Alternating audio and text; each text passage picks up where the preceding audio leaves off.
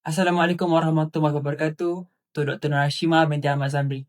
We are from group number 5, and for this presentation, we are going to talk about classification of metals.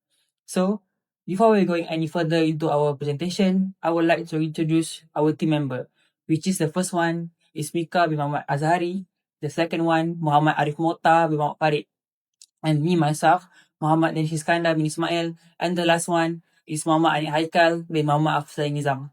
So for this presentation, we have 6 main points as our agenda, which is the first one, introduction of metals, pros and cons of metals, metal example, about ferrous metal, about non-ferrous metal, and conclusions. So the first one, introduction of metals. What is metal? To simplify, metal is a strong, shiny materials that carries heat and electricity well. They are used to make buildings, cars, tools, and wires. Some metals are natural and some are mixed to make them better, like steel. Metals play a vital role in modern life. From construction to electronics, they are used in countless applications. But like any other materials, metals come with both advantages and disadvantages. So next, we will explore the pros and cons of using metals. Metals are excellent electric conductor. Metals such as copper and aluminum allow electricity to pass through easily, making them ideal for electrical wiring and circuits. Secondly, it is efficient heat conductor. They also transfer heat quickly, which is why metals are commonly used in cookware and heating systems. The third one is shiny, lustrous appearance. Most metals have a shiny, reflective surface that makes them visually appealing for decorative and purposes and product design. The fourth, high density. Metals are dense and strong, which makes them suitable for supporting heavy loads in structure like bridges, buildings, and vehicles. The fifth and the last one are malleable and ductile.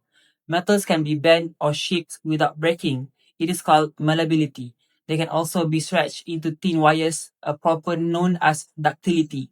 These traits make metal highly versatile in manufacturing. So for the cons are the first one. The first one are high density and weight. While strength is a benefit, it also means metals can be very heavy, which increases the transportation and handling cost. Secondly, it is easy to corrode and oxidize. Many metals, especially iron and steels, are susceptible and to rust and oxidations when exposed to moisture and air, unless properly protected. The third are high in cost. Some metals, especially those that are not rare and require special processing, can be expensive compared to alternatives like plastic or woods. The fourth are few design choices. Unlike flexible materials, metals are harder to shape into complex or intricate design without special equipment. The last are require maintenance.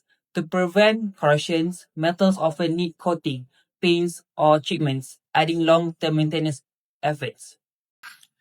Okay, now I'm going to talk about the example of metals.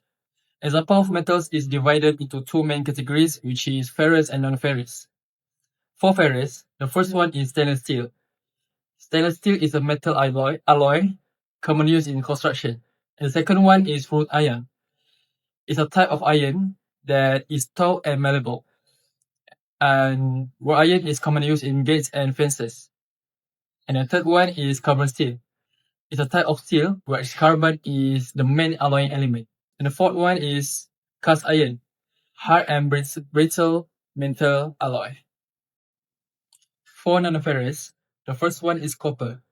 Copper is one of the oldest and most useful metals in the world. And zinc, known for its role in protecting other metals from rust and rot for its importance in human health. And magnesium, known for its low density and high weight ratio. Aluminium that is widely used due to its strength, corrosion resistance, and versatility. Okay, now I'm going to talk about the definition of ferrous metals. Ferrous materials are metals that contain iron as their primary elements, typically making up at least 50% of their compositions. These materials are widely recognized for their strength, durability, and magnetic properties, making them essential in various engineering and construction applications. Because of their robust performance and relatively low cost, Ferrous metals such as steel and cast iron are commonly used in buildings, bridge, machinery, and tools. Their magnetic nature also makes them valuable in electrical and electronic systems. So now, I will explain to you about the properties of ferrous metals. Ferrous metal is high in strength and tough. This is because ferrous metals are strong and is able to withstand or handle heavy loads or impacts. Next, ferrous metals are magnetic. Most ferrous metals such as iron or steel are magnetic, making them useful in electrical applications. Generally, ferrous metals are more affordable than non-ferrous metals. Most ferrous metals, especially carbon steel and cast iron, are widely available and low cost. Up next, it has a high melting point. Ferrous metals are able to resist high temperatures without melting, and is useful in construction and tools. So these are the example of ferrous metals. The first one is carbon metal, the most fundamental type of steel and is a necessary material for some of the biggest industry. There are three types of carbon metal. The first one is low carbon steel, the second one is medium carbon steel, and the last one is high carbon steel. And it often used in construction, manufacturing, and transportations. The second one is alloy steels. A type of steel that incorporates other elements, alloy, beyond just iron and carbon to enhance its properties. Common alloying elements and their effects. The first one, chromium. It improves hardenability. The second one, nickel. It enhances toughness and strength. The third one, molybdenum, which is it increase the high temperature strength, and it often used in aerospace, food processing, and automotive industry. The third is cast iron. While it highly brittle, it is a ferrous metal with incredible heat retentions, often used in cookware such as Dutch ovens and pan, and automotive industry, which is the engine component. The last are wrought iron. It is a type of ferrous metal with extremely low carbon content and small amount of impurities such as phosphorus, often used as a decorative, which is just like fans, railing, and balconies. So, for the non-ferrous metals, non-ferrous metal is a very generalized classification of metallics, elements that are not contain iron as their primary constituent in short. In short, non-ferrous metals are essential for modern technology and infrastructure due to their special properties that ferrous metals often lack. So they use commonly non-ferrous metals used for electrical and electronics due to good conductivity. And other than that, aerospace and transportations also use non-ferrous metals because for their lightweight materials. And it's good for construction and decorative applications.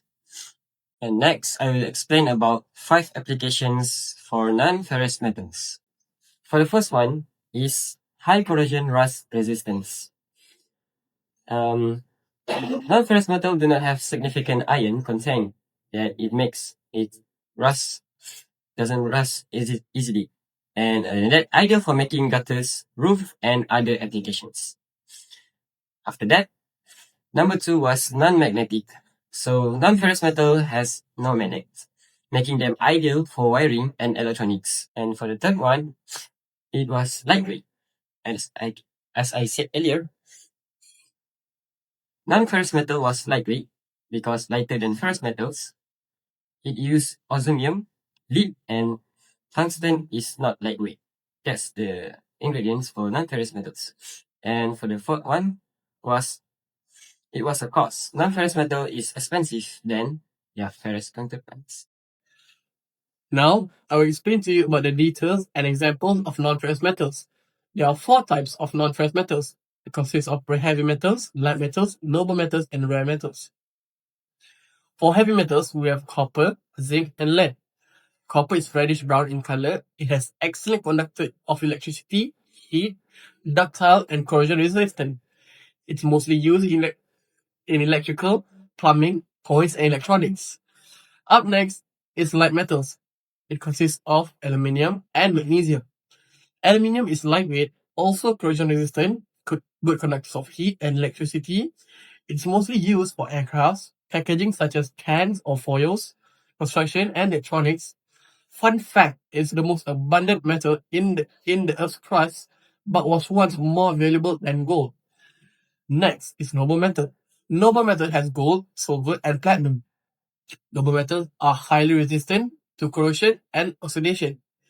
Even in harsh environments, this makes them ideal for use in jewelry, electronics, and medical devices where long-term stability is essential.